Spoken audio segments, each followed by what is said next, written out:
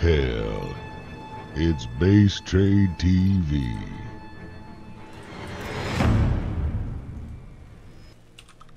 Welcome back, ladies and gentlemen. We are in game number 2 in this best of 3. It is the winner's match to see which of these guys gets out of the group and which falls to fight to Muslim in the final match of the group.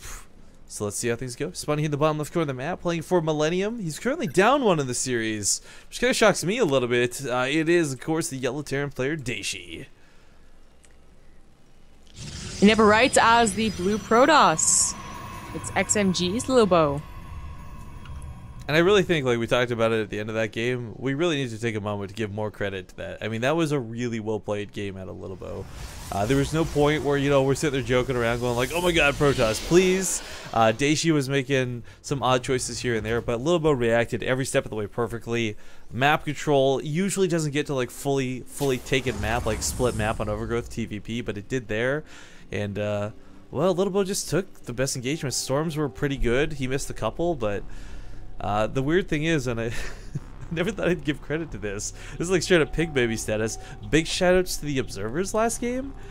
I mean, he had a lot more information. Like the early ones were funny. Let's be honest. The first 4 probably gave him no additional information that say 1 or 2 couldn't have given. But later on in the game, those helped against the ghosts. They had map vision for everything throughout that whole game. I mean, well played. Yeah. I have to second the whole, like, you know, there's never a point where I was, like, you know, kind of, like, rolling my eyes because a fight went even for Terran and suddenly 16 Zealots warped in and you're like, oh, right.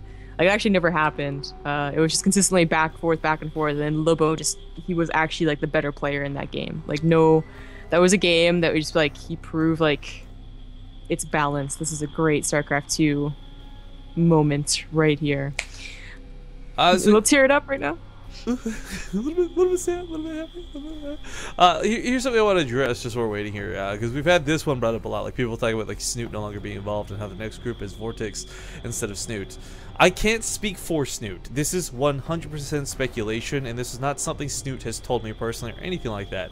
But I imagine had he performed well at IEM, and not been so desperate for WCS points and such, we would have maybe perhaps seen him here. Like, yes, the Hong Kong tournament's got more money, but, you know, this is online and hardly requires him flying around the world. Perhaps could have made something work with his schedule, but playing for the WEC stuff and all those other events, I mean, let's be honest, guys, Snoot needs to be traveling, he needs to be playing these foreign events, and he needs WCS points to get to BlizzCon at the end of the year. So, while we are on pretty good terms with Snoots, and he's a very friendly dude, we did talk about this, and he was very sad that he couldn't come.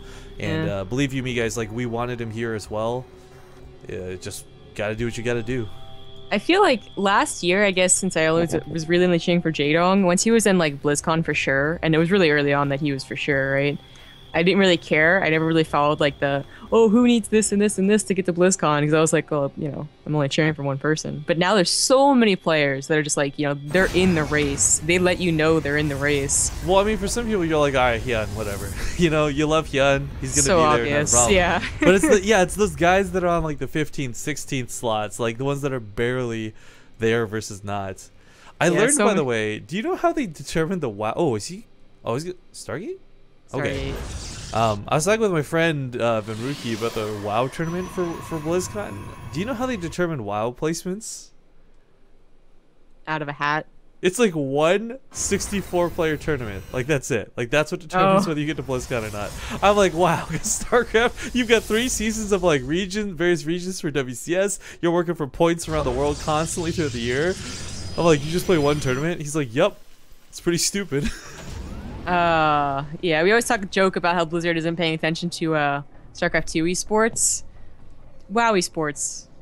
I don't know, bro. I don't know. Well, the thing about WoW that's worse too is like in StarCraft 2, like yeah, there's counters and things, right, to like builds and whatnot, but like WoW arenas, if you guys don't follow that competitive scene, the thing is like they're just straight up counters, right? So like let's say you play a 64-man tournament, you are the best 1v1 team in the 3v3 team in the world. But you get a counter 2 times in a row, that's it, you're done. Like, it really sucks. So it was going to be proxy DTs, all right? So we definitely guessed Stargate, and I think that, you know, that would have been that is worth bringing up. Cool Yeah, sorry. too. Talking Whoa, about DTs with Blink. Wait, Lilbow, what are you doing? So I think like you would eventually use a Twilight Council for Blink anyways, right? Like after the DTs did or did not do any damage. I guess, yeah. Probably Blink. It is surprised to see it like Yeah, it's surprising to see so much gas invested like right now in This that. is like it's like taking a piss and brushing your teeth at the same time. Like it's more efficient technically, but it's weird. It's also potentially dangerous. Like it's yeah, a little bit. I don't know how you brush your teeth, but okay, sure. I'm just imagining like a guy doing both. Like girl probably wouldn't have a problem. This is like rubbing your tummy and patting your head is probably what I should have Exactly. said. Anyways, Lilbow sets up a pylon really close. For Dayshi, what's really scary is this is something that can end the game. As stupid as that is to say. I mean, we got one turret in the main, which is great. This is because he's expecting oracles, not because he's expecting DTs. Sometimes we'll see that one turret that comes up in the front by the bunker because it's combination DT paranoia, but also trying to catch observers. However, I think either way, even if the DTs fail, just having the ability to make Archons this early can also be incredibly scary.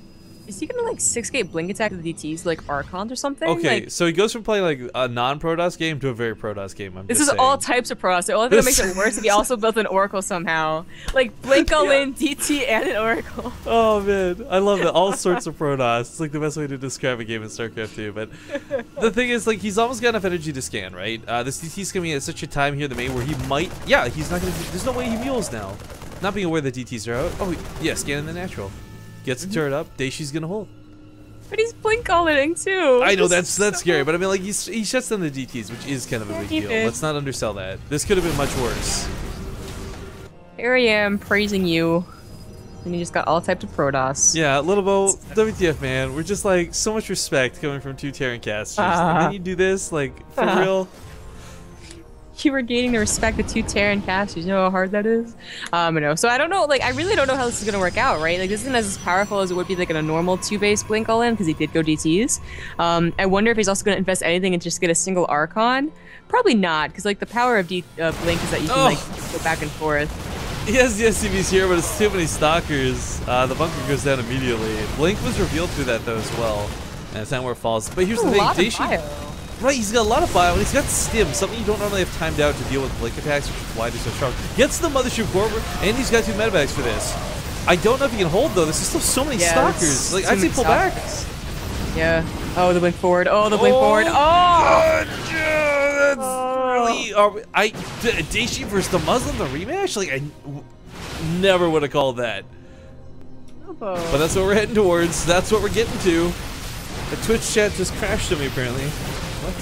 Bugs play? Also, it's pretty important to note that this, like, okay, so we went to tease then playing Stalker, but Dayshi also went for something really greedy. He went third CC. He's gonna get the CC. I guess it's not really, really greedy, but it's a little greedy. Like, oh my god, he gets the CC. He's gonna get this game, right? But if he had gone 5 racks before third CC, maybe he just barely enough bio. Zombie This is so Protoss right now. I can't even. I can't even. Yeah. Yeah, I know, buddy. It's okay. Well, the Widowmines will keep the Stalkers from really getting a ton of damage, I guess. If Lilbow's got the quickest fingers in the world, this won't do anything. He just blinks away from the Widowmines. Yeah, there we go. Blinks away from the Widowmines. I guess he can't really push up that ramp. There's too many Marauders and Widowmines. This would be okay if it was just Blink. I might Blink on top of everything. The fact that this is DT's into Blink, man. Like, actually, never mind. Yeah, he just blinks on top of everything. Like, who cares about Widowmines? It's over. It's so over. Yep. Game goodbye. All right, Lilbow will be the first person out of the group. He's the Group A champion. Congratulations to him. This sends Dayshi to the losers match, where he'll play against the Muslim for a rematch. Not something I would have predicted happening, if I'm going to be completely honest with you, but it's worth noting too, like the Muslim earlier, he wasn't looking so hot and all that, but he played so well. We could just maybe call that the warm-up series, and now he'll come in like full fire and really upset us. Like, if Dayshi doesn't get out of this group alive, that to me is insane. Yeah.